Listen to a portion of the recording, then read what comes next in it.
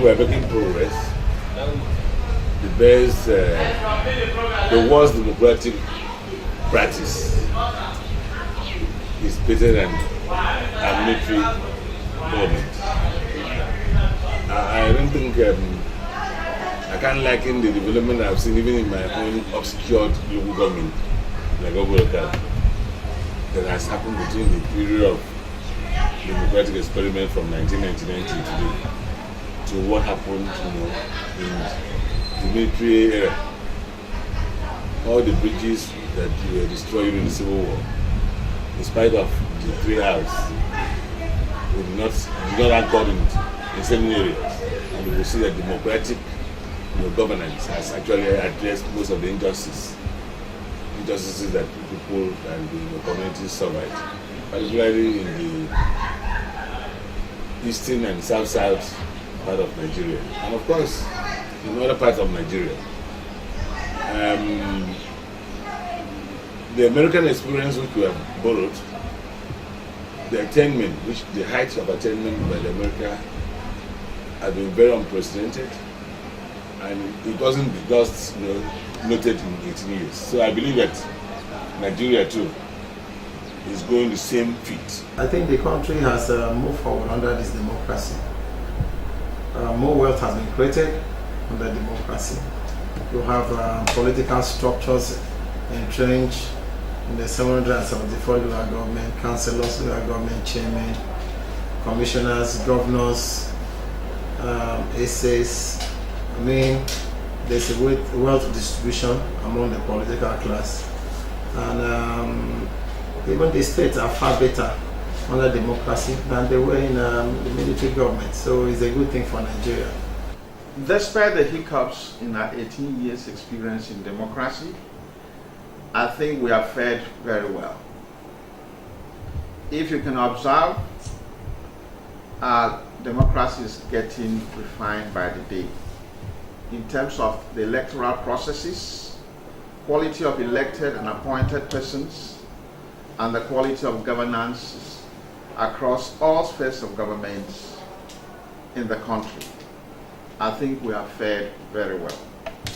I'd like to say that we have collectively worked hard as a people to sustain the democracy that we found back in the country in 1999, that's 18 years ago, out of which the PDP and the National held sway in the national government for 16 years. The important thing is that we've been able to wobble and fumble, but ensure that government is kept for the people, by the people, and for the people, if you like. So the most important thing is that people can seek elective offices and get it. People can seek and request to know how their resources are being allocated or spent, and so on. So we may not have gotten everything very correctly, but the important thing is that we are on course. It's part of the beginning of the democratic process. So the pillars of the democracy, I believe, have been established, and we would now need to strengthen them and build on those pillars to ensure that we now put the superstructures that will grow Nigerian democracy to global standards. Democracy is our government of the people, for the people, and by the people. For 18 years, it's been wonderful. A lot of things have happened in this country, which we wouldn't have if the military administration was to continue. You can see the development in our politics, infrastructural development.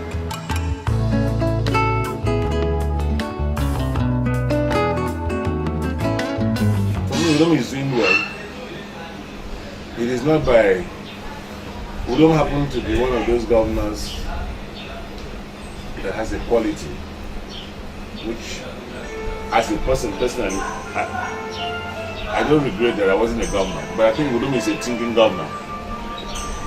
It is not by the noise making, it is not by the utilization of the media, which I am addressing you today, that you think you have performed. I have seen Udom as a performing governor.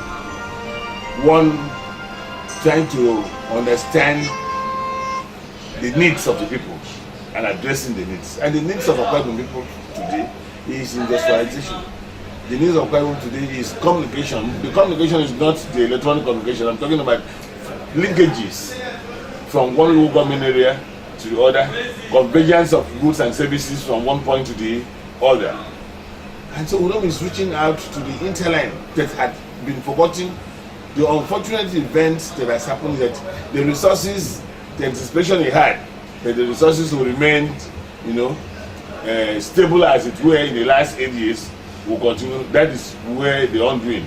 They doesn't have sufficient economic strength, to actualize his dream for Akwa Ibom. So for me, Udom is doing well in the first 2 years, and I believe in his second 2 years, in the next 2 years that we are going in before his second coming, that he would, he would have accepted his vision, his philosophy of, asking Akwa Ibom people to arise, and when you arise, you must have something to hold on to. I think he's laid a very good foundation. Well, I'm not saying it because I'm a member of PDP, but the records of the Udom Reminder speaks for itself. I say roads. The roads are not on paper. The roads are on ground. The ones completed and the ones not completed, but the roads are on ground for everyone to see. Massive road revolution in the state. It has never been this way before. Virtually every local government in terms of road.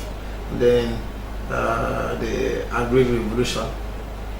You have seen what he has done. He's trying to make the economy of Akwa Ibom instead not to depend on federal allocation that comes from the federal government every month.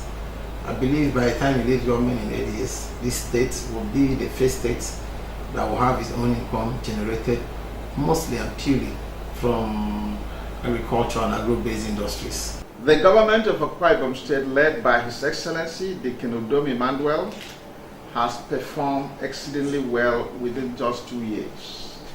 This is evident in virtually all spheres of government. In the areas of science and technology, in 2 years, we have been able to flag off the laying of optic fiber cable across the state. As you know, this is the main backbone infrastructure in ICT deployment. I would say frankly that Governor Udom Emmanuel has done well in 2 years. It depends on what one wants to understand. Governance is not an easy thing. So if he has spent 24 months, and out of those 24 months, you know that almost 1 full year was spent on litigation and all form of distractions and so on. But he decided to remain focused. There are governments in this country that have not attempted anything. Some cannot even pay salaries or do not want to pay, and so on. I must give it to Governor Udom Emmanuel that he has been able to achieve stability in the polity, first and foremost, because without it, nothing else happens. And he has been able to initiate development projects within the revenue that he has at his disposal, and of course the construct of his vision for the state. In 2 years, he has done very, very, very well. First 1 year, he was not deeply focused because of distraction left, right, and center. Distraction here, distraction there, distraction in the tribunal, distraction in the Court of Appeal, distraction in the Supreme Court. Sir, he was not fully focused. He became more focused after that judgment at the Supreme Court. And you can see what he has done so far with meager resources. The problem with my government today is that he's not a noise maker.